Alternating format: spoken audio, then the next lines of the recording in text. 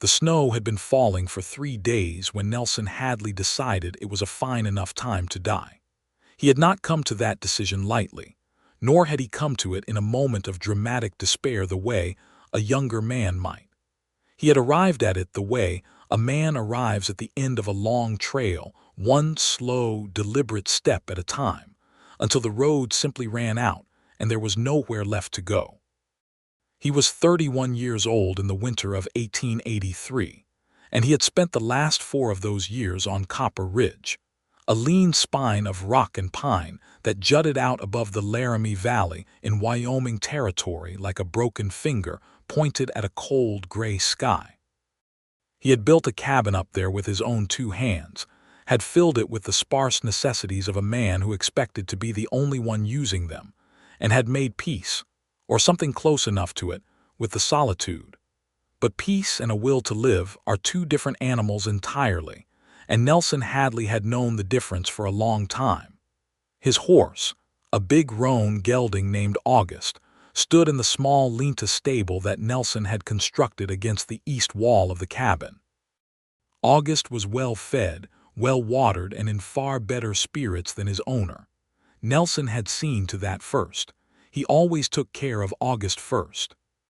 The horse had done nothing to deserve suffering, and Nelson was not a cruel man. He was simply a finished one. He sat at the rough pine table he had built in the first summer on the ridge and looked at the letter that lay open in front of him. It was not a new letter. The paper had been folded and unfolded so many times that the creases had gone soft, and the ink at the folds had nearly disappeared. He did not need to read it anymore. He had memorized every word years ago.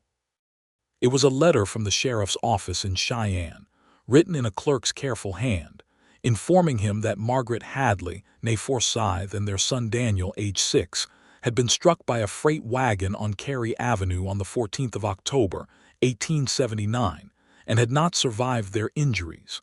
Margaret. Daniel. Nelson pressed one rough hand flat against the table and stared out the single window of the cabin. The glass was thick with condensation and frost at the edges, and through it the world was nothing but white. The spruce trees that surrounded the cabin had gone heavy and dark under their loads of snow, and beyond them the ridge dropped away into a valley that was completely invisible beneath the storm. He could not see 3 feet past the window. He could not see anything at all. He had been in Laramie when it happened. He had been working as a deputy marshal, serving papers and keeping order at the cattle auctions, doing the unremarkable work that kept a town running. Margaret had taken Daniel to the dry goods store for flour and ribbon. A teamster had lost control of his 6-horse freight team on the icy street. It had taken Nelson 4 years to stop replaying it, and the only reason he had finally stopped was not because the grief had faded, but because he had eventually run out of the energy required to feel it. He had tried everything a man tries. He had worked himself to exhaustion. He had ridden into danger so many times that the other deputies had started watching him the way men watch a comrade they expect to soon be burying. He had drunk enough whiskey to float a steamboat. He had eventually quit the marshal's service, sold everything that belonged to his old life, and ridden up to Copper Ridge because he could not think of anywhere else to go, and because no one would find him there, and because the distance from everything that had once mattered felt like the only honest reflection of where he actually was inside. For 4 years on the ridge, he had kept himself alive through habit and through August, and through a dim, stubborn sense that dying on purpose was a cowardice he had not yet earned. But this winter, with the snow falling and the letter on the table and the silence pressing in from every direction, he had decided that the debt was settled. He had lived long enough after them. He had done the difficult, thankless work of continuing to exist when every morning felt like wading through cold mud. He was tired now. He was so deeply, irreversibly tired. He had his rifle cleaned and propped against the wall. He had written a note to no one in particular, explaining where August could be found and requesting that the horse be given to someone decent. He had eaten a good last meal of salt pork and cornbread, and had washed his single tin plate and hung it on its nail. Everything was in order. He was a man who believed in order, even at the end. He pushed the letter to the corner of the table and folded his hands and listened to the wind. And then he heard something that was not the wind.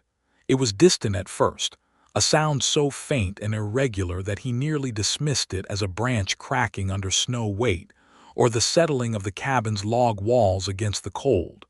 But it came again, and this time he recognized it for what it was. A horse.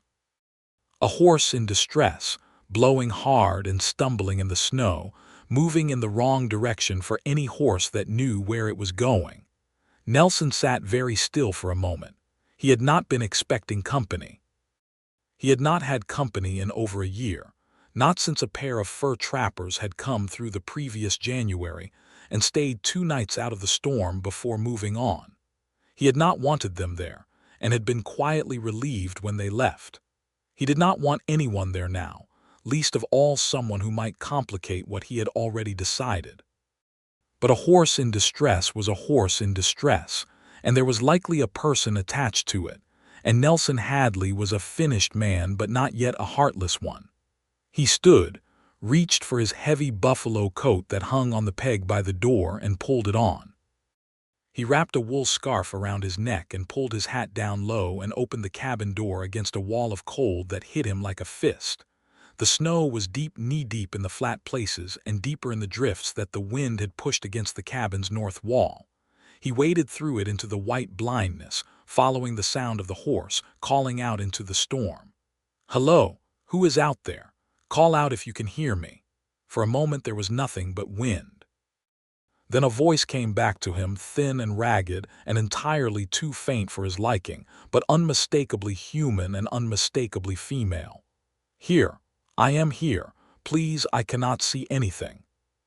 He moved toward the voice, fighting the snow with his knees, one arm raised against the blowing white. He nearly walked into the horse before he saw it, a dun mare, light-colored and therefore slightly visible against the dark shapes of the spruce trees, standing with her head down and her sides heaving, trembling from cold and exhaustion. And on her back, hunched and listing badly to one side, wrapped in a wool coat that was nowhere near sufficient for the conditions, was a woman. She was gripping the saddle horn with both hands, but barely. Her hat was gone, lost somewhere in the storm, and her dark hair was plastered wet against her face and neck. Her lips had gone a color that Nelson did not like at all, a pale bluish hue that told him she had been out in this far too long. He reached up without ceremony and caught her around the waist as she swayed. She made a small, surprised sound but did not resist as he pulled her from the saddle. She was lighter than he expected, which worried him further, and her coat was soaked through. "I have you," he said. "Can you stand?" I think my feet are numb," she said. Her voice was shaking, her teeth chattering hard enough that he could hear them. "That is all right. Hold on to my coat." She grabbed 2 fistfuls of his buffalo coat, and he got one arm around her waist and took the dun mare's reins in his other hand and turned back toward the cabin. He knew the direction from instinct. Now 4 years on this ridge had given him a map of it in his bones.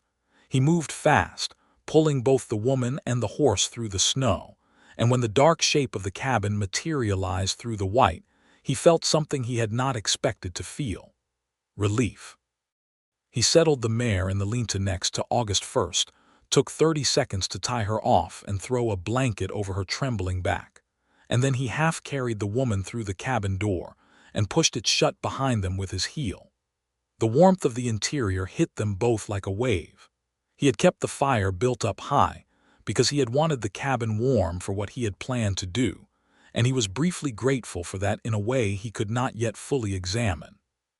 He sat her down in the single chair beside the fire, the good chair, the one with the piece of deer hide stretched across the seat, and knelt down to look at her properly for the first time. She was young, he saw now. Not a girl, a woman, clearly grown, but young enough that the gap between their ages made him feel old. She might have been 23 or 24, and under the red weatherburn of her skin and the wet plaster of her dark hair, he could see that she had a face that was striking in its directness. Strong cheekbones, dark eyes, a mouth that was even now pressed into a determined line, despite the fact that she was clearly half frozen and frightened. She was the kind of person, he thought, who did not like to look frightened even when she was. "Let me see your hands," he said. She held them out. The fingers were white and waxy at the tips. He took them between his own large, rough hands and began to rub them carefully. She hissed at the pain of it. "It is going to hurt," he said. "That means the blood is coming back. That is what you want." "I know," she said, and her voice had some iron in it even though her teeth were still chattering. "I grew up in Minnesota. I know about frostbite." "Then you know better than to be out in a storm like this." "I did not plan to be out in a storm like this," she said, with a sharpness that surprised him. "I planned to be in Laramie 2 days ago." He continued rubbing her hands and looked up at her. Her eyes met his without flinching. Dark brown eyes, nearly black, with a steadiness in them that he recognized as something it took considerable hardship to develop. "What is your name?" he asked.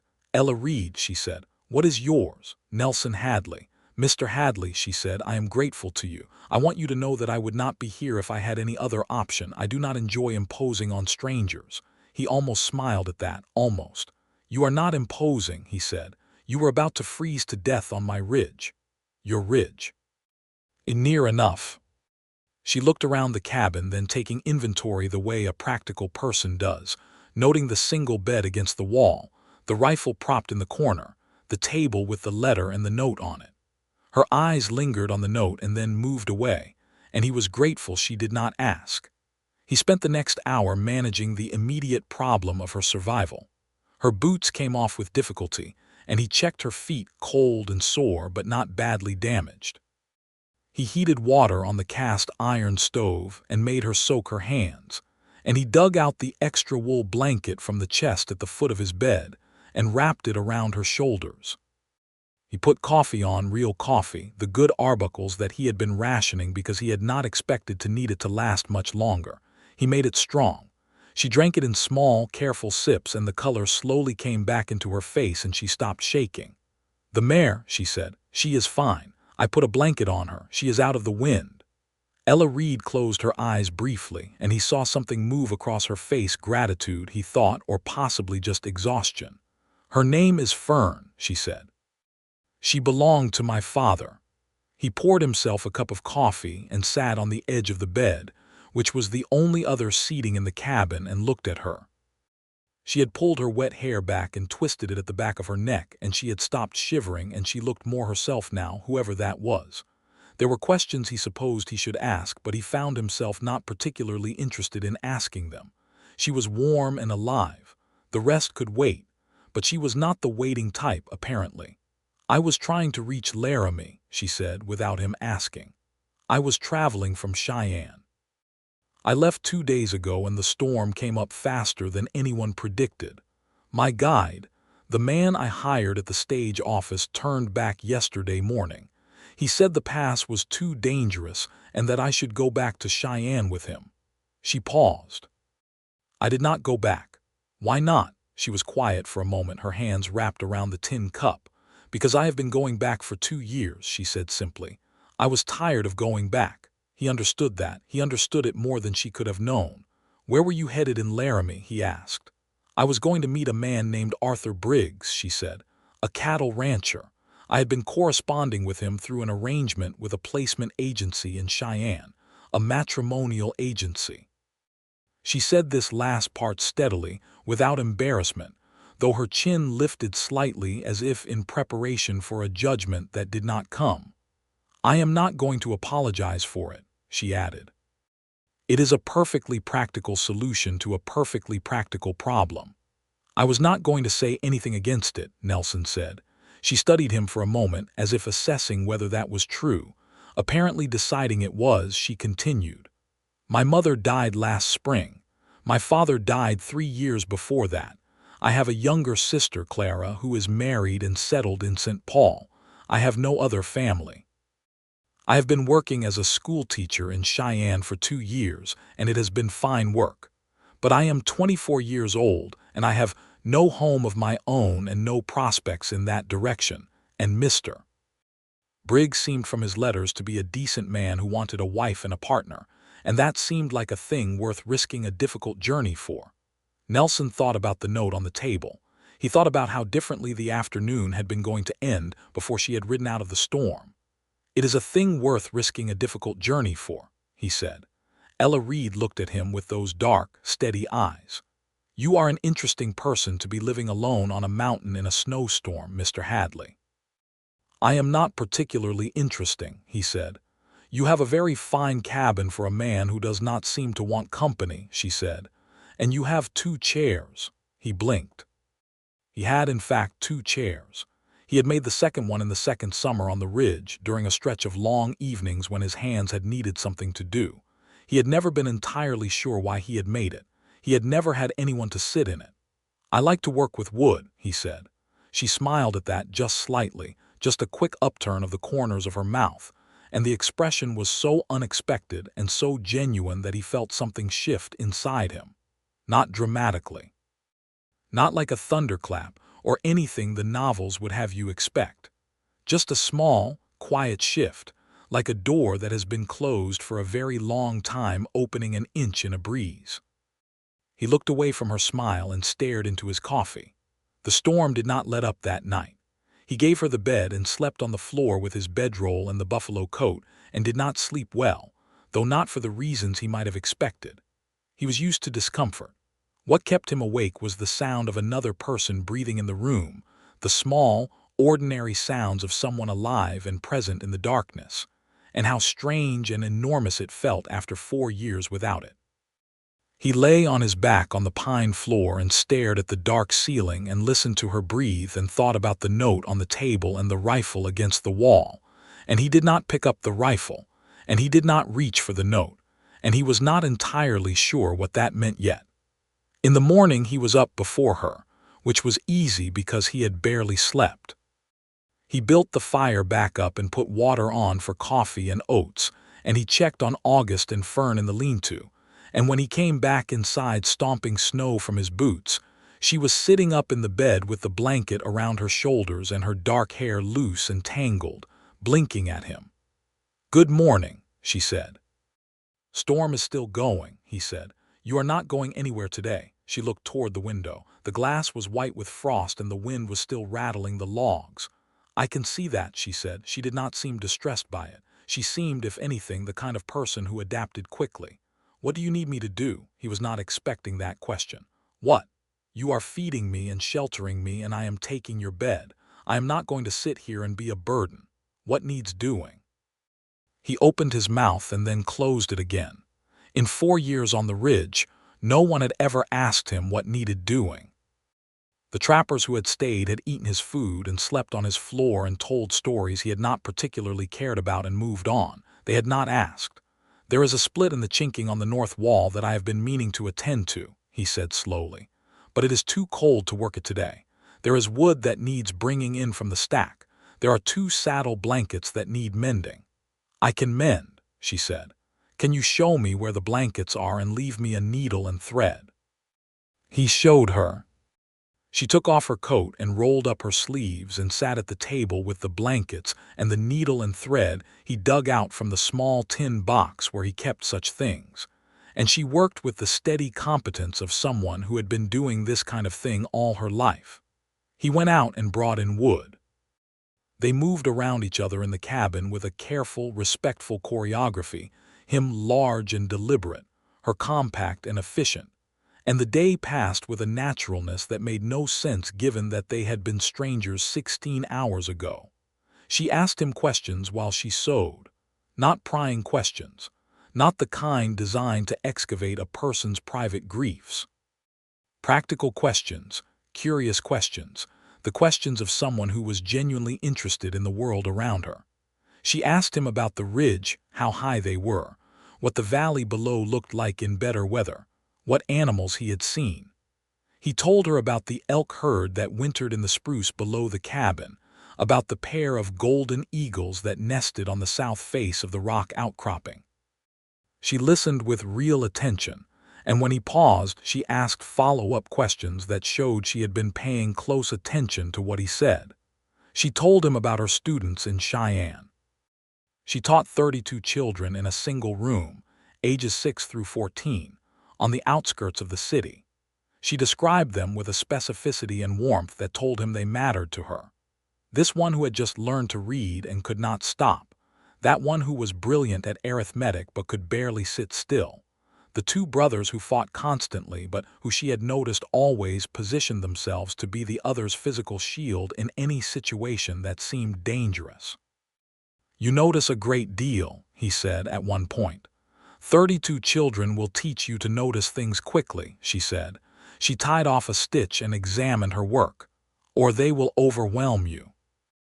I decided very early that noticing was the better option. He thought about that. He had spent 4 years deliberately not noticing things, having decided that it was safer not to. Looking at Ella Reed across his rough pine table as the wind howled outside and the fire crackled between them, he wondered if he had been wrong about that. By the second night the storm had begun to thin. The wind dropped toward evening, and though the snow continued falling, it fell straight down instead of sideways, which was an improvement. Nelson cooked salt pork and dried beans and the last of the cornbread, and they ate together at the table, and she told him about Minnesota, about growing up on a farm outside of Duluth, where the winters made Wyoming look hospitable, and he found himself doing something he had almost forgotten how to do. He laughed. It was small, not much more than a breath with warmth in it, at something she said about her father's stubborn mule, who had refused to enter the barn during a blizzard, and had subsequently been found standing perfectly content the next morning, buried to his chest in a snowdrift, with an expression of complete self-satisfaction on his face. But it was real, and Ella Reed looked up from her plate and looked at him and smiled, and this time she did not look away. "I did not think you laughed," she said. "I do not generally." "Why not?" He looked at her. She was asking the real question now, not the practical ones. He could feel it, the way the conversation had turned a corner into different territory. He thought about deflecting. He was very good at deflecting. "I had reasons," he said instead. She waited. She had a gift for waiting, not a passive waiting, but an active, attentive kind that made the space feel safe enough to fill. "I had a wife," he said, "and a son, Margaret and Daniel. They died in 1879. A street accident in Cheyenne." He waited for the expression he had grown used to, the sympathy performance, the careful words, the sideways glance that tried to calculate how broken he was. Ella Reed's face did none of those things. She just looked at him with those dark, steady eyes and said, "I am sorry, Nelson," his name.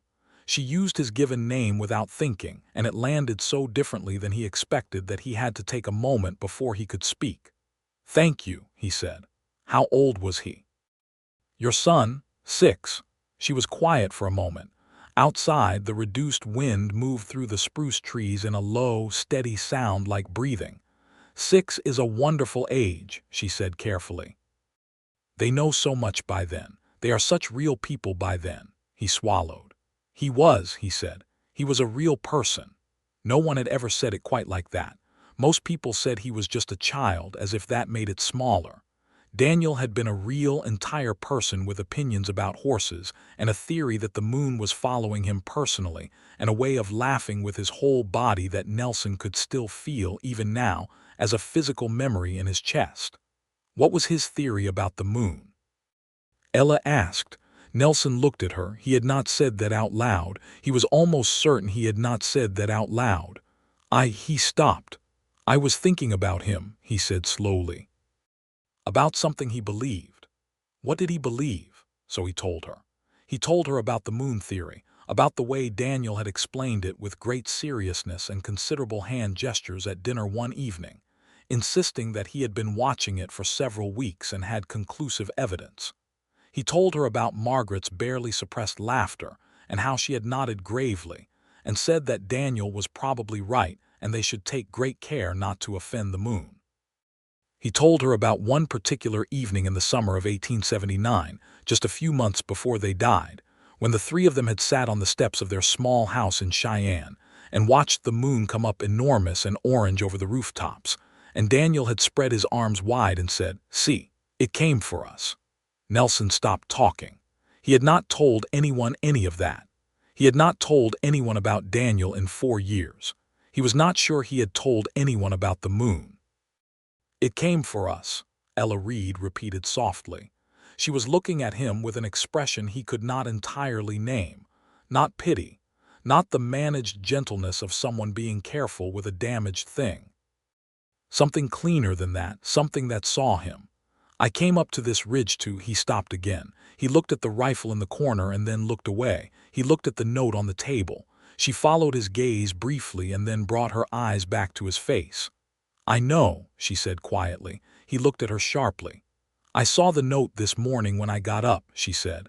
"I was not reading it. It was just there and I could see what it was." She did not say it with alarm or with the frantic urgency of someone trying to manage a crisis. She said it with the same steadiness she brought to everything. "I am glad you came out into the storm instead." He felt his throat tighten in a way that had nothing to do with sorrow and everything to do with the strangeness of being seen. "I went out because of the horse," he said. "I know," she said. "I am glad for the horse too, then." They looked at each other across the pine table in the firelight, and the wind moved through the spruce trees outside, and somewhere in the lean-to, August snorted softly in his sleep. "I had decided I was finished," Nelson said. It was the truest thing he had said in 4 years. "I know," she said again. She did not tell him he was wrong to have decided it. She did not argue with his grief or try to discount it. She just looked at him and said, "I think perhaps you are not finished." He was quiet for a long time. "What makes you think so?"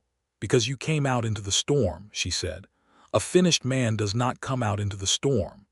He turned that over in his mind and could not find a place where it was wrong. That night he lay on the floor of the cabin again, and again he could not sleep, but this time it was not the sound of her breathing that kept him awake.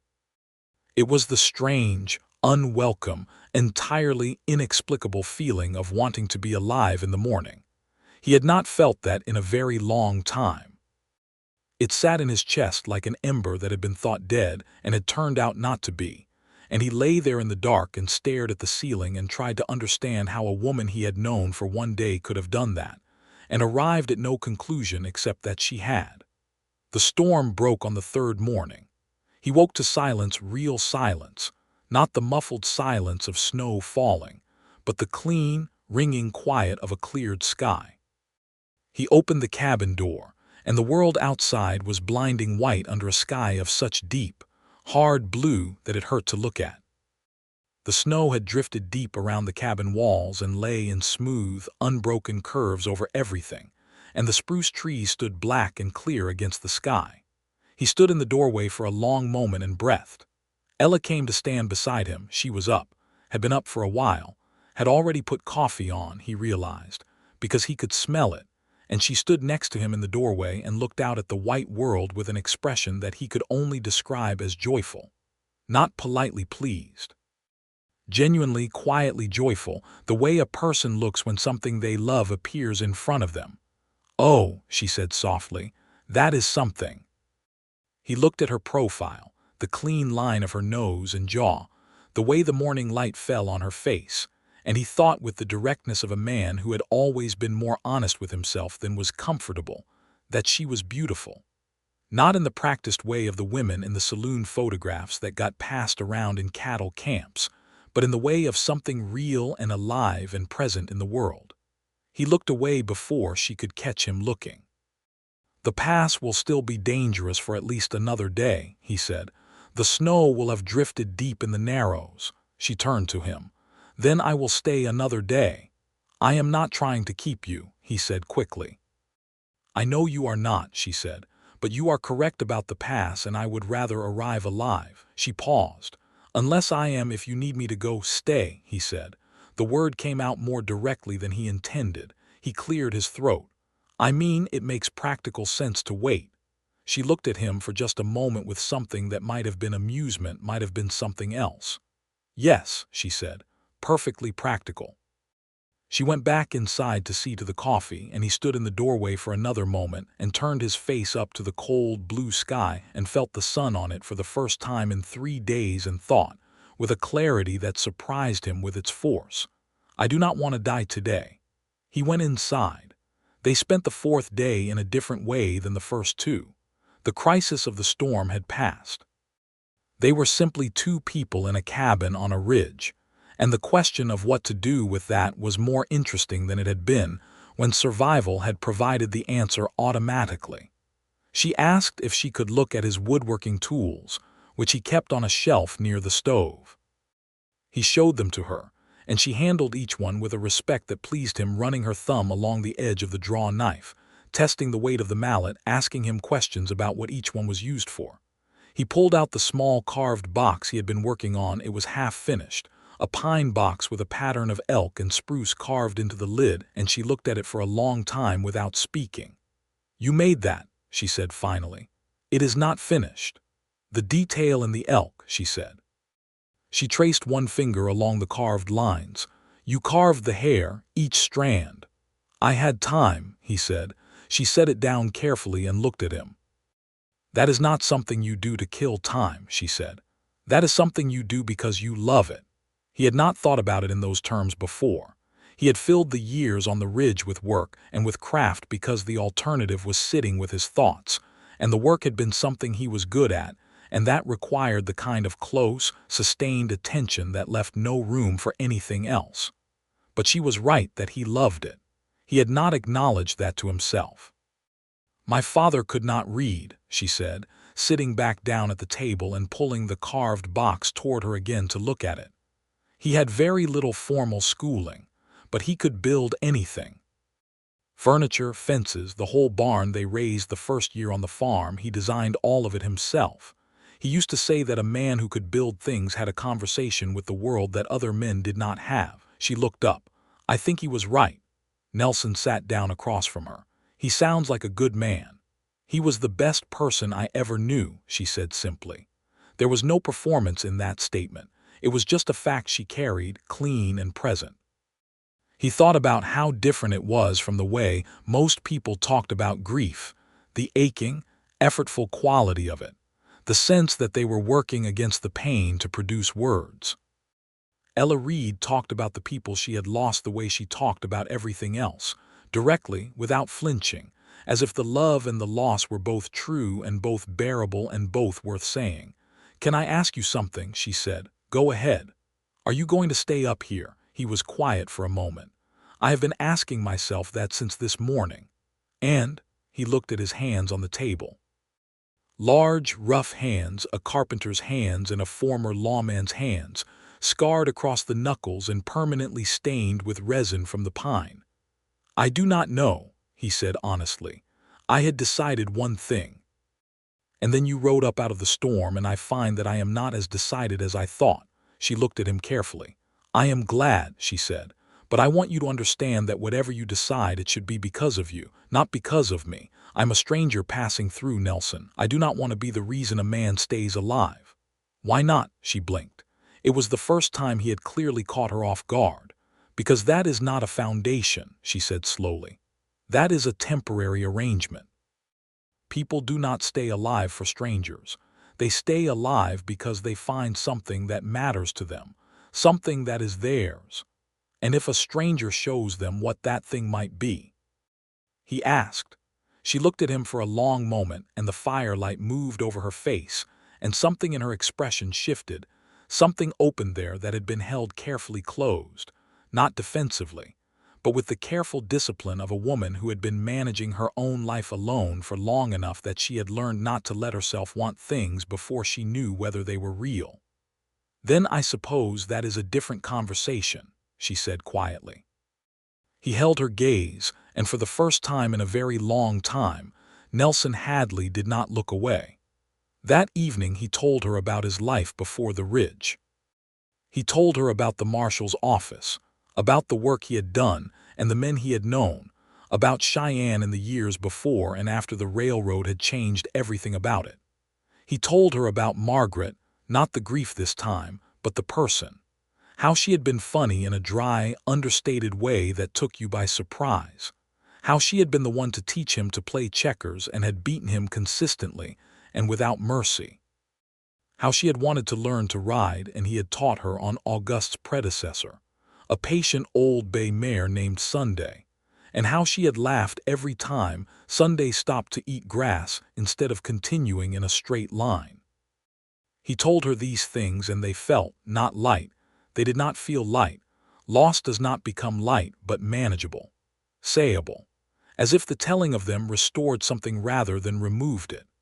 Ella told him about her mother, about Clara, about the years of teaching and the loneliness of Cheyenne, and the very practical decision to answer the advertisement from Arthur Briggs's matrimonial agency arrangement. She told him about the letters Arthur had written, 3 of them, over 6 months, which had been courteous and detailed, and had described a man who wanted a partner for a working ranch, who was 40 years old and had been widowed himself 5 years previous, and who had been straightforward about the kind of life he was offering without pretending it was something romantic. Is there something beyond practicality there? Nelson asked, and he was aware as he asked it that the question had more weight than he was letting on and that she probably knew it. Honestly, she said, I do not know Arthur Briggs, I know his letters. I am going to Laramie to find out if they are the same thing. She paused. Or I was. Or you were, he agreed. The fire had burned low. Neither of them had moved to add wood, and the cabin had grown dimmer and warmer and smaller in a way that was not uncomfortable. Nelson, she said, yes. What do you want? She asked. Not in the abstract. In the direct, quiet way she asked everything. He thought about the note on the table which he had folded and put in his coat pocket that morning. He thought about the rifle, which he had unloaded and put away in the chest under the window without fully deciding to do so, his hands acting on some instruction his mind had not formally issued. He thought about Daniel's moon theory and August in the lean-to and the carved box with the elk and the second chair he had built for no one. I think I want to be in the world again, he said slowly. I did not think I did, but I think I do. That is enough, she said softly. That is more than enough to start with. On the 5th morning, Nelson saddled both horses and led them out of the lean-to into the brilliant cold. The pass would be navigable today. The snow had settled and crusted, and there was no new weather on the horizon. He had checked the sky carefully at dawn, and it was clear to the north, clear to the west, clear in every direction. Ella came out of the cabin with her saddlebag and her coat buttoned to the throat, and her dark hair braided properly under a wool hat that he had lent her, because her own was still somewhere in the snow of the storm. She looked at the horses and then at him, and he saw in her face the thing that a person's face does when they have made a decision they are not entirely sure of. I want to go to Laramie, she said. I know, he said. I made a commitment to meet Arthur Briggs, she said. And I am a person who honors commitments. I know that too, he said. I am going to ride with you to the bottom of the pass. She looked at him. You do not know this terrain and the drifts are unpredictable, he said. I know every foot of this ridge. I will get you down safely and then you can go on to Laramie. And then, she asked quietly, he adjusted August's cinch, giving himself a moment. And then I am going to come down from this ridge, he said. I have been up here long enough. I have been away long enough. He looked up at her. I should be in the world. She looked at him for a long moment with those dark, clear eyes. Good, she said. I am glad. They rode down through the morning, through the white silence of the post-storm mountain, through stands of spruce heavy with snow that fell in soft cascades when the horses brushed the branches. Nelson led and she followed, and he pointed out the way around the deepest drifts and the places where the ice hid under new snow, and they descended gradually from the ridge into the foothills, and finally onto the flatter ground that led toward the Laramie Valley. At the bottom of the pass, where the trail widened and smoothed, and the way to Laramie became straightforward and clear, he stopped and turned August and faced her. She had pulled up Fern a few feet away and was looking at him. The morning sun was full on her face, and she looked alive was the word he kept coming back to. She looked so thoroughly, vividly alive. I do not want to say goodbye to you, he said before he had decided to say it. She was quiet for a moment. I do not want to say goodbye to you either, she said, but you are going to Laramie. I am going to Laramie, she confirmed. To do what I said I would do. He nodded. That was right. That was correct. She was a person who honored commitments, and he was not a man who would ask her to break one. "Laramie is 3 hours east," he said. "Straight on this road, you will not get lost." "I know," she said. "If you—" He stopped. He was not sure what he was trying to say and was not willing to say something inexact. She waited. "I will be in Laramie," he said finally, "within the week.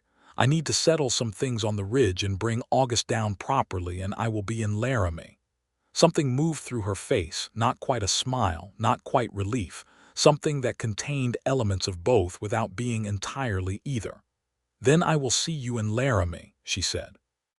She clicked her tongue at Fern, and the dun mare moved forward, and Ella Reed rode away down the winter road with her back straight and her borrowed wool hat on her head, and Nelson Hadley sat on August at the bottom of the Copper Ridge Pass and watched her until she was a small dark shape against the white distance, and then gone. He stayed there for another minute in the cold and the silence. Then he turned August back up toward the ridge, because there were things up there that needed attending to before he could leave it properly.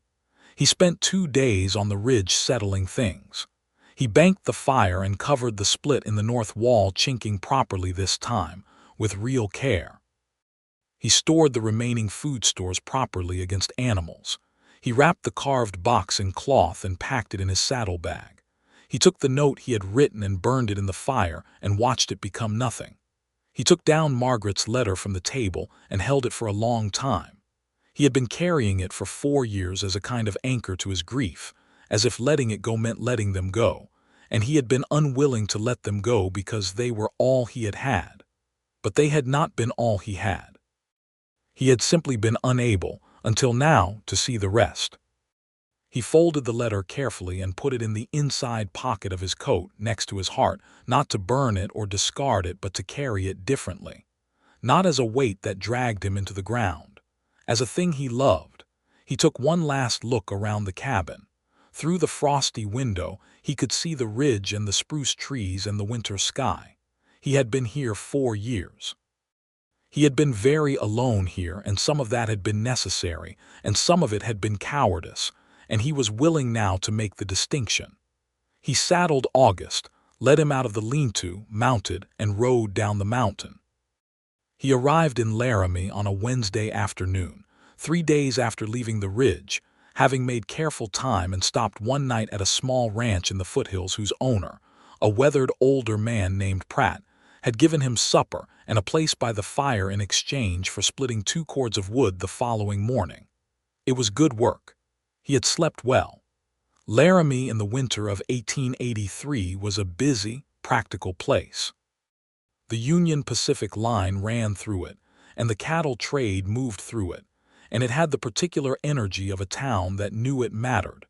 Not the brash, temporary energy of boom towns, but the steady, purposeful hum of a place that had decided to stay.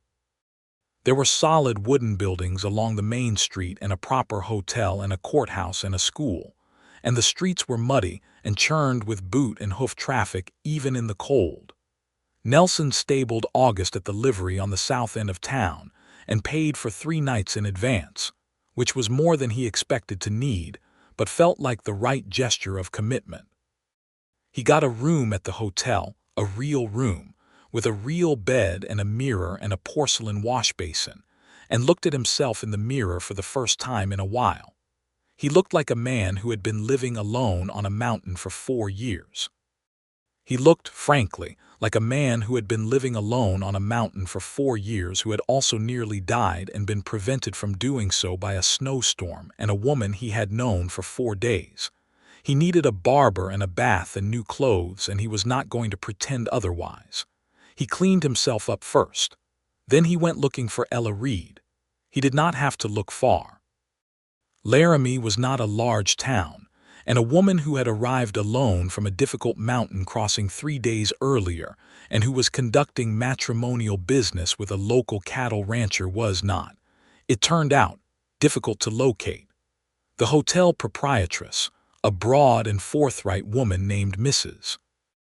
Calloway, who had clearly appointed herself the social chronicler of Laramie, told him within 30 seconds of his asking that yes, Miss Reed had arrived, that she was staying in room 7, that she had met with Mr. Briggs twice, and that things were, in Mrs. Calloway's considered opinion, not going particularly well. Nelson absorbed this information carefully. "What do you mean by not particularly well?" he asked. Mrs. Calloway fixed him with a sharp look. "I mean that Miss Reed is a very particular kind of woman and Mr. Briggs is a very particular kind of man, and the two particular kinds are not the matching kinds." She paused. "Are you a friend of hers?" "I am," he said, and realized as he said it that it was completely true. He sent a message to her room through the hotel boy and sat in the lobby and waited. She came down the stairs 20 minutes later, and the sight of her walking toward him in a proper dress, blue wool with white at the collar, her dark hair pinned up, her face composed and present, was a thing he was not prepared for in ways he could not have articulated. She was entirely herself. That was all it was. She was entirely, completely, unmistakably herself, and he was very glad to see her. "You came," she said, sitting down in the chair across from him with a quiet directness that reminded him of how she had sat across from him at his rough pine table. "I said I would," he said. "You did." She folded her hands in her lap and looked at him. She looked tired, he noticed. Not the physical exhaustion of the storm, but the particular tiredness of a person who has been trying very hard to feel something they do not feel. "How is Mr. Briggs?" he asked. She was quiet for a moment. "He is a perfectly decent man," she said carefully. "He is honest and hardworking, and he has a good ranch, and he wants exactly what he said he wanted in his letters. And—" she looked at him with those dark eyes. "And I am not able to make myself want what he wants," she said. "When I sit across from him, I think about—" She stopped. "What do you think about?" he asked quietly. She looked at him steadily. "I think about a man who laughs like it surprises him," she said, "and who carves elk hair on a pine box, and who came out into a snowstorm instead of—" She stopped again. "I think about you, Nelson. I think about you." The lobby of the Laramie Hotel was not a private place. There were two cattlemen playing cards at a table in the corner, and Mrs. Calloway was almost certainly listening from behind the desk. Nelson Hadley did not particularly care about any of that. "I have been thinking about you since the moment you rode down that road," he said. "Every day since, every hour." She looked at him with an expression that was entirely unguarded, now open and wondering and a little afraid, the way a person looks when something they had stopped letting themselves hope for appears to be actually happening. "I have not written to Mr. Briggs yet," she said. "I did not want to presume. Ella."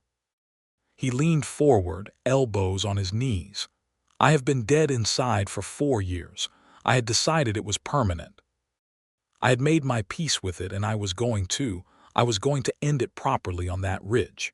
And then you rode up out of the snow and you sat at my table, and you listened to me talk about my son and the moon, and you looked at me like I was a person worth seeing, and I remembered what it was like to be one."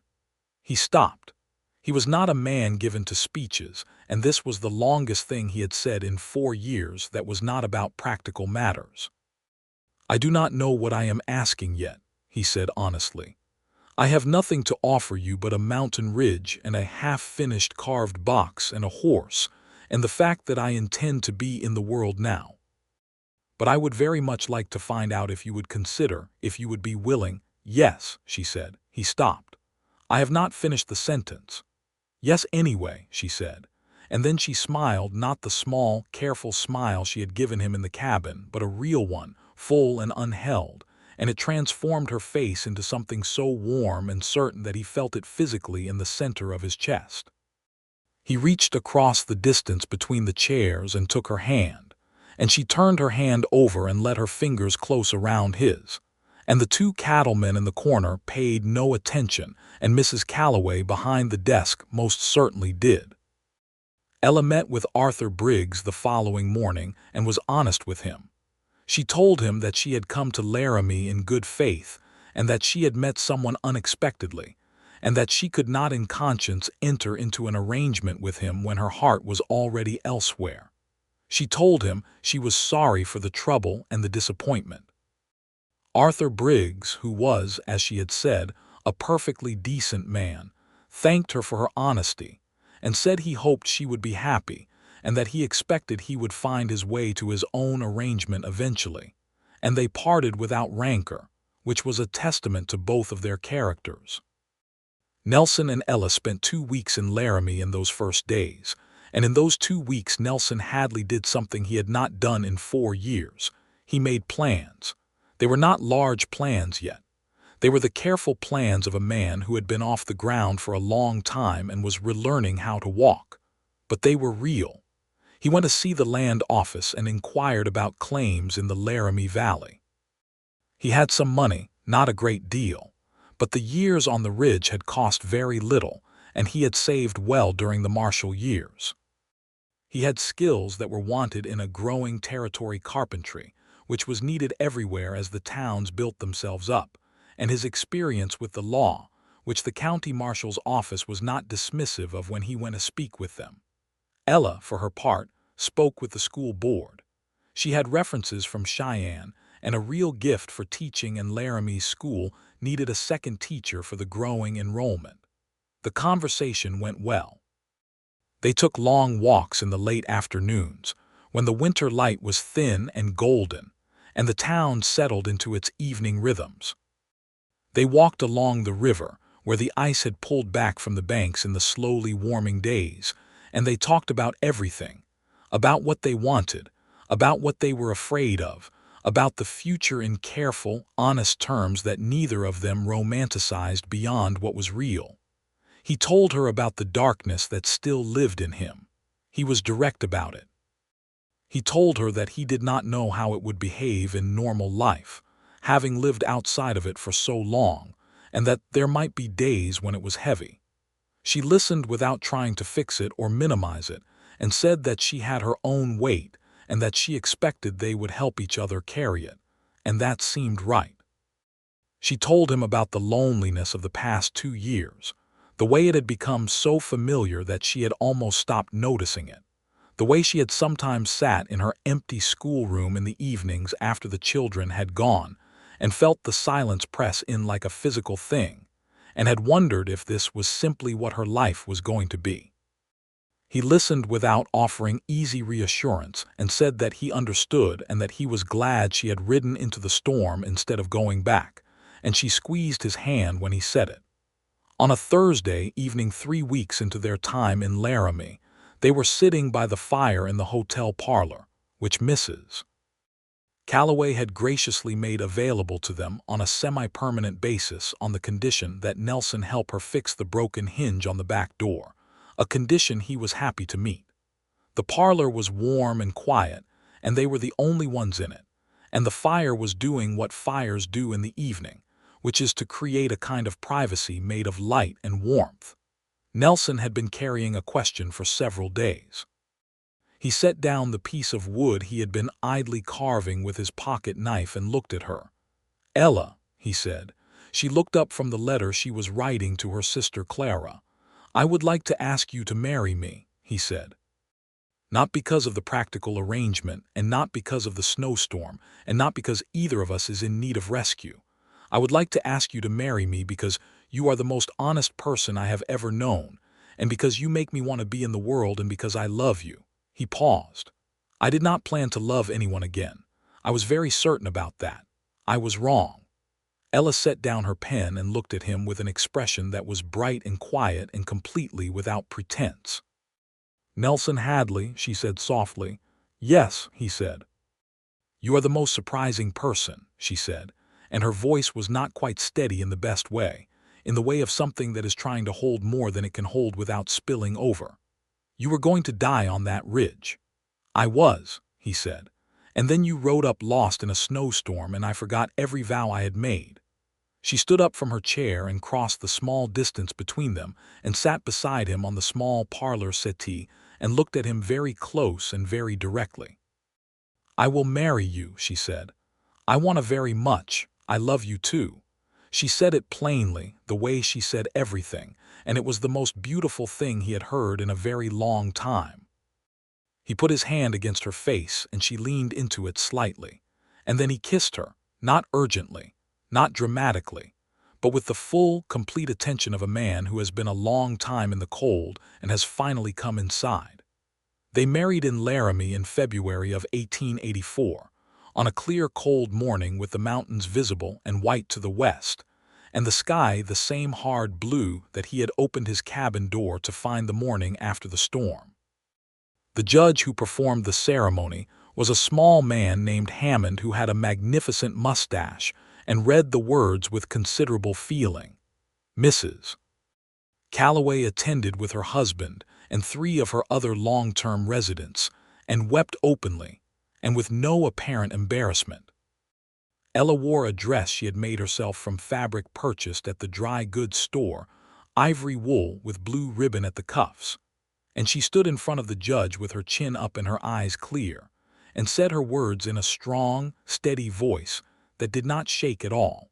And Nelson stood next to her and felt something settle into place inside him that had been moving for a long time. They had found a property by then, outside of Laramie by 3 miles. Not a large spread, not yet, but good land with a solid creek and a stand of cottonwoods along the south edge, and a barn that needed work but had good bones. There was a house on it that was small and rough and needed more work than the barn, and Nelson had already been spending his days on it, rebuilding walls and replacing rotted floorboards and constructing a proper kitchen from scratch with the same detailed attention he had given the carved box. Ella had started at the Laramie school in January, 2 weeks before the wedding. She had 39 students in a room built for 30, and she was already petitioning the town council for an expansion with a thoroughness that suggested the expansion was going to happen whether they liked it or not. In the early spring, when the snow had melted enough to make the passes safe, Nelson rode back up to Copper Ridge. He went alone, telling Ella that he needed to do this by himself, and she understood without needing it explained. He rode August up through the mud of the lower trail and the lingering snow patches of the higher elevation, and came out onto the ridge in the thin March sunlight. The cabin stood as he had left it. He walked through it slowly, and it felt different, not haunted, not suffocating, just old, just a place where something had happened that was over now. He collected the few remaining tools and supplies he had left and packed them on August's saddle. He stood at the window one last time and looked out at the ridge and the valley below, and he thought about Margaret and Daniel, as he always did when he stood still long enough. He thought about the moon. He thought about the evening on the steps in Cheyenne. It came for us. He reached into his coat and took out the folded letter and held it for a moment. He did not open it. He knew every word. He had always known every word. He put it back in his pocket, against his heart, and walked out of the cabin and closed the door behind him and did not look back. He rode down the mountain in the March sunshine with the valley opening up below him, and by the time he reached the bottom of the pass, he could see the smoke rising from the chimney of their house 3 miles east, and he clicked August forward into a canter and rode toward it. Ella was in the kitchen when he came in, and the kitchen smelled of the apple preserves she had been putting up from the last of their winter stores, and she turned when he came through the door and looked at his face for a moment with that direct, attentive look she had. "How was it?" she asked. "Finished," he said. She nodded. She came to him and put her arms around him, and he held her, and she was warm and solid and entirely present. And outside the window the first green of the Wyoming spring was beginning to show in the cottonwoods along the creek. The summer of 1884 was a working summer, which is to say it was a good one. Nelson built and Ella taught, and they planted a kitchen garden and ran a small herd of cattle on the south pasture, and learned together the particular rhythms of a shared life, the accommodations and the surprises and the great, quiet pleasure of knowing someone well enough to predict what they will say and being pleased when they say it. He built her a proper writing desk for the bedroom, with small carved flowers along the edges that she had not asked for. She ran her fingers along the petals for a long moment when she first saw it, and looked at him with an expression that did him a great deal of good. In the fall she told him there was going to be a child. He was at the workbench in the barn, shaping a new chair leg, and she came in and stood in the doorway and told him, and he put down the chair leg and sat very still for a moment. She watched him with careful eyes, giving him the space he needed to find himself in the news. "Are you all right?" she asked quietly. He stood and crossed the barn and took her face in both his hands and looked at her. His eyes were bright.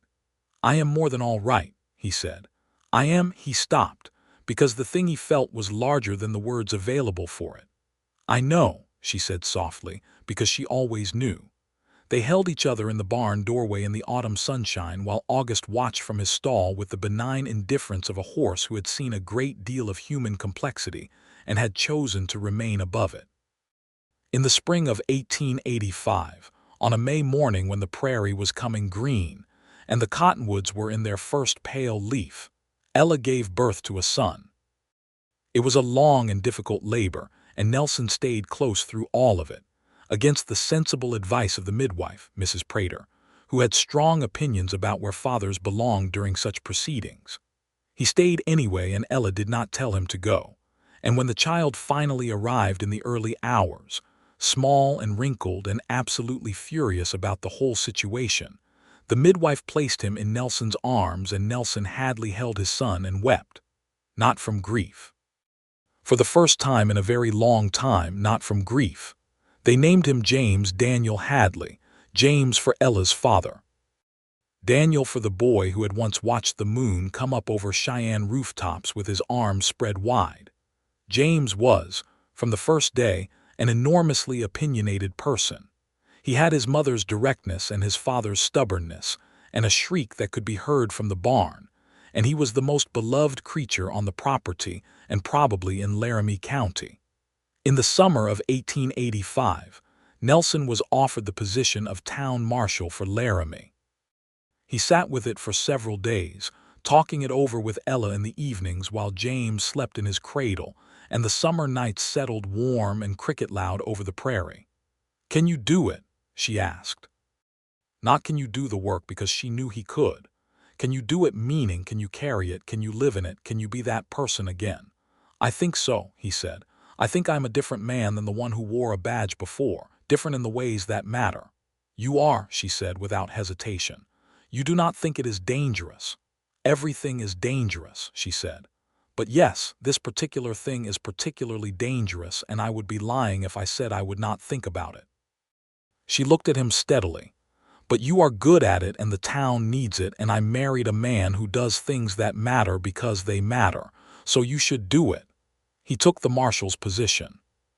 He wore the badge with the same careful attention he brought to everything, firm but not brutal, present but not aggressive, the kind of law that a growing town needed to become what it was trying to be. He knew Laramie, and Laramie knew him, and the work suited him in the way that work suits a person when they are doing it as a full human being rather than as a man trying to outrun his own interior. The injustice of the territory was something he saw daily and could not pretend away. The treatment of the Arapaho and Cheyenne people, who had been pushed from lands that were theirs for longer than any white settler's memory could reach, and who continued to be systematically stripped of what remained to them under treaties that were broken as soon as they became inconvenient. The Chinese workers who had built the railroad and who were treated now as a problem, rather than the people whose labor had made the territory's growth possible. Nelson could not fix these things from a marshal's office in Laramie. He was honest with himself about the limits of what he could do. But he could be fair in the small radius of his own authority, and he could refuse to treat anyone under his jurisdiction as less than a person deserving of equal treatment, and he could say so clearly when he saw otherwise happening. It was not enough, but it was what he had, and he gave it without reservation. Ella, for her part, made sure that every child who sat in her schoolroom, whatever their family's origin or station, received the same quality of instruction and the same dignified attention. She had 2 Arapaho children in her class in the fall of 1885, and she taught them with the same fierce investment she brought to every student. And when other parents complained about it, which 2 did, she met with them with great courtesy and said simply that her classroom was her classroom, and that she intended to run it as she saw fit, and that their children were welcome to stay in it under those conditions or to seek schooling elsewhere, and that was the end of the conversation. Nelson heard about this from Mrs. Calloway, who heard about everything, And when he came home that evening, he told Ella what he had heard, and she shrugged and said she did not see what the difficulty was. "There is no difficulty," he said. He was looking at her with an expression that she recognized by now as a kind of quiet pride that he could not quite contain. "I simply love you very much." She smiled at him over the supper she was serving and said, "That is convenient because I love you very much too." James said "Dada" for the first time that night, which was either a moment of perfect timing or a profound coincidence, and they both decided to take it as the former. By 1886, their life on the property outside Laramie had taken on the fullness of something built by two people who knew what they were doing. The house had been expanded. Nelson had added a proper front room over the winter of 1885 and had begun work on a second bedroom, because there was going to be another child, as Ella had told him in October with the same quiet directness with which she told everything. "Again?" he said. "Again," she confirmed.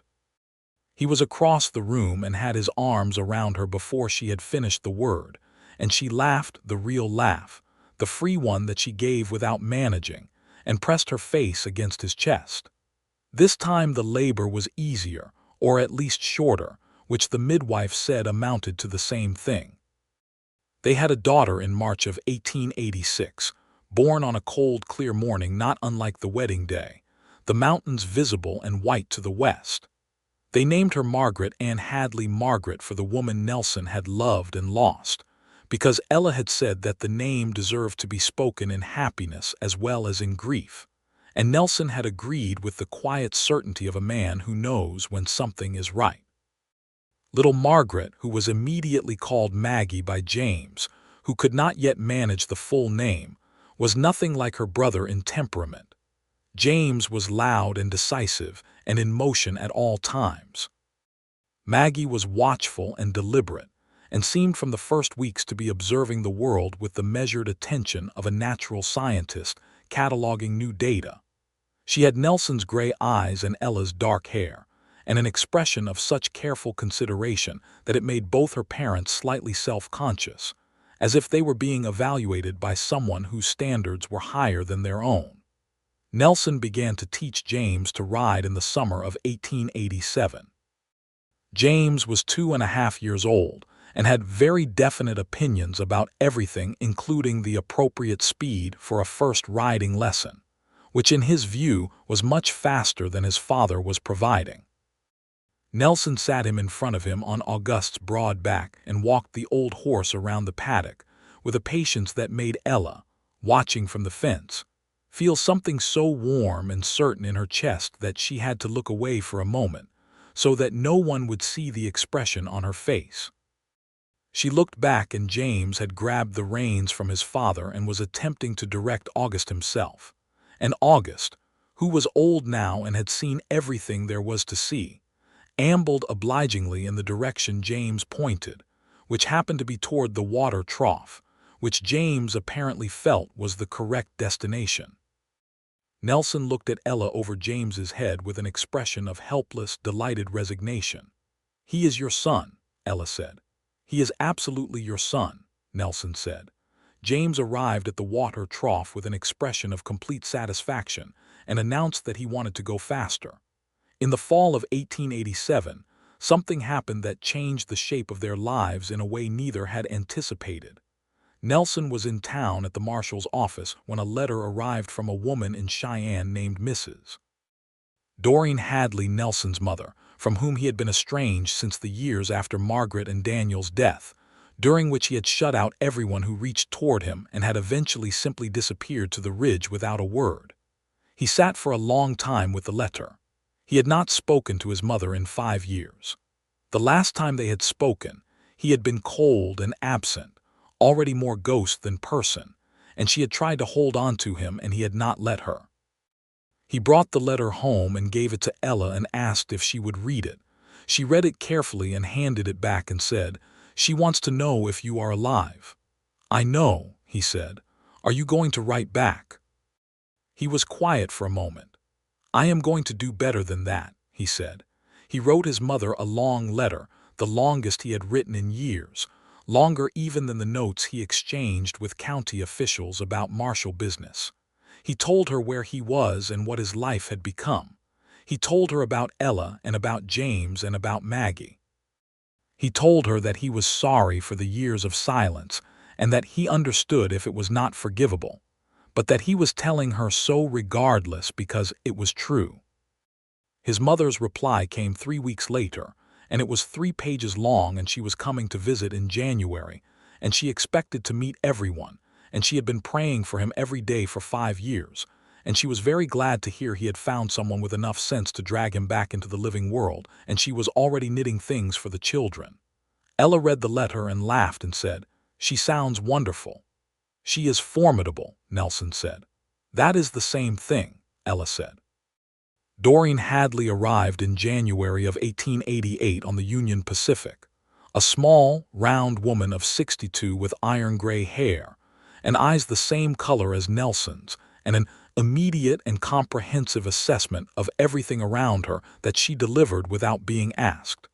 She held Maggie for 10 minutes and said she had Nelson's chin and was going to be trouble in the best possible way. She put James on her knee and told him a story about a horse and a foolish farmer, and he listened with such complete attention that he forgot to try to escape for a full 20 minutes. She hugged Nelson for a long time without saying anything, and he held on to her like a man who had been out in a storm for a very long time and had finally come home, which was, in most of the ways that mattered, exactly what he was. She took Ella by the hands and looked at her for a long moment and said, "He wrote to me about the snowstorm, about how you rode up out of it." "Fern rode up out of it," Ella said. "I just stayed on." "You stayed on," Doreen repeated with some significance. "I did," Ella said. "Good girl," Doreen said simply, and pulled her into a hug, and Ella laughed and hugged her back. And Nelson stood in the kitchen doorway of the house he had built and watched his mother and his wife and his children filling the room with warmth and sound and presence, and felt something that was the opposite of what he had felt on the ridge with the snow falling and the rifle against the wall. He felt full. He felt so entirely, astonishingly full. Doreen stayed 3 weeks and returned to Cheyenne, promising to come back in the summer, which she did, and then the summer after that as well, until eventually they simply built a small addition to the back of the house that was understood by everyone to be Doreen's room, and she came for 3 months in winter and 3 in summer, and in the times between she wrote letters that were long and full of news and opinion and terrible jokes that James, at age 5 and then 6, found absolutely hilarious. In 1889, Wyoming applied for statehood, and there was an enormous amount of conversation in Laramie about what that would mean and what kind of state Wyoming intended to be. Ella was involved in the discussions about education, sitting on a committee that was recommending standards for territorial schools. Nelson was consulted frequently on questions of law and order by the men writing the state constitution, and he said what he thought plainly and was listened to more often than not. Wyoming entered the Union in 1890, and one of the things it did that no other state had done before it was include women's suffrage in its constitution, a thing Wyoming Territory had actually first established back in 1869, in a fact that still surprised most Easterners who had not been paying attention. Ella had been able to vote in territorial elections for years, and she voted in every one of them without exception. She voted in the first state election in 1890 with James beside her, because he was 5 now and old enough to understand that this was something worth showing him. She told him, walking home, that there would be men in his life who told him that women's opinions were less important than men's, and that she wanted him to know from the beginning that those men were wrong, and that she expected him to say so when it came up. James, who had never been given a reason to doubt his mother's authority on any subject, said okay and asked if they could have pie for supper. "Yes," she said, "we can have pie for supper." Nelson was waiting at the fence when they came up the road, and he took one look at Ella's face, bright with the kind of quiet pride that she felt on the days when the world got something right, and felt the familiar surge of love for her that had never in 6 years dimmed or become familiar enough to go unnoticed. "How was it?" he asked. "Very satisfying," she said. "Good." He lifted James over the fence and set him down on the other side. "Your mother says we are having pie." She said yes, James confirmed solemnly. Maggie was in the front room attempting to teach the barn cat a trick it was not interested in learning, and Doreen was in the kitchen, and the house was warm and full of the smell of supper, and Nelson Hadley stood in his front yard in the September afternoon light and thought about Copper Ridge. He thought about it not with dread or with the old dark pull toward it, but with a kind of clear-eyed gratitude. The ridge had been necessary. The years on it had been part of the road, even the part of the road where he had almost stopped entirely. He had gone up there broken, and he had stayed there long enough to become very still, and in the stillness he had not healed. Grief does not heal. Not exactly, not the way a bone heals, but he had stopped bleeding. And then the snow had fallen, and a woman on a dun mare had come out of the white blindness, and he had forgotten every vow he had made about dying alone. He was glad about that. He was profoundly, irreversibly glad about that. He went inside. In the spring of 1891, a third child arrived, another son, born in April when the prairie was green, and the meadowlarks were back on the fence posts, and the whole world was in the process of remembering that warmth was possible. They named him Robert William Hadley, William for no one in particular, and Robert because James had requested it with such earnest persistence that they had eventually agreed, though neither of them was entirely sure why James felt so strongly about Robert. James had no explanation either. He simply knew it was right. Robert was, from the first day, enormous. He ate with a dedication that astonished even the midwife. He grew at a rate that seemed to require daily measurement.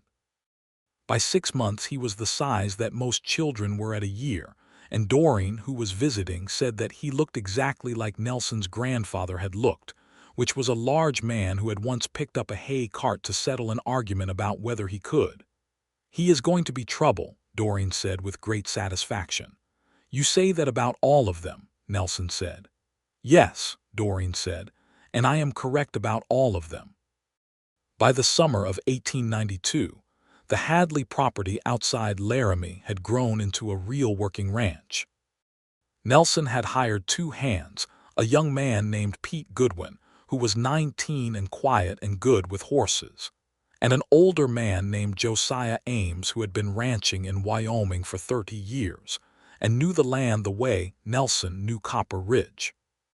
The cattle herd was substantial now, the hay meadow was productive, and the house had grown twice more through Nelson's continued work into something that was spacious and solid, and had a broad front porch where they sat in the evenings in summer and watched the sunset turn the mountains red and gold. Nelson had retired from the marshal's office in 1891. He was 39 years old, and his knee, broken years ago in a fall from a horse during a pursuit and never entirely right since, had finally told him that it was done with hard riding in all weather, and he had listened. The town had given him a good send-off, and the county had named a street after him, which he found embarrassing and which Ella found absolutely hilarious, and which James had told all of his friends about with considerable pride. He built things now, full-time. He had a proper workshop beside the barn, with the best tools available and a waiting list of commissions from Laramie families who wanted furniture built properly by someone who understood wood the way a musician understands an instrument. He built tables and chairs and beds and desks and cabinets, and everything he built had some small carved detail, a running elk, a sprig of wildflowers, a single bird in flight, because Ella had told him once that his carving was the most honest thing about him, and he had believed her. Ella still taught. She was 40 now and had been teaching in Laramie for 8 years and was, in the considered opinion of everyone who had anything to do with the school, irreplaceable. She had expanded the school twice and had trained 4 other teachers who had gone on to their own positions around the territory. She had helped write the new state standards for primary education. She could not imagine stopping, and no one seriously suggested she should. On a September evening in 1892, they sat on the porch in the last warmth of the summer with Robert asleep in his cradle beside them, and James and Maggie running with the dogs in the yard in the twilight, and the mountains turning their evening colors to the west. And Nelson had the carved box on his knee, the one he had been making when she rode up out of the storm, the one she had traced her fingers across in his cabin on Copper Ridge 9 years ago. He had finished it eventually, years passed, and had given it to her, and she kept it on her writing desk and put small things in it, ribbons, a pressed flower from their wedding day, the first note James had ever written her, a small brass button from her father's coat. She saw him looking at it. "Do you know what I think about when I see that box?" she asked. "What?" "I think about walking into your cabin and seeing you sitting at that table," she said, "looking at that letter. And I think how close it was. How if I had turned back with the guide, or if the storm had shifted, or if Fern had found the pass on her own." "Do not," he said gently.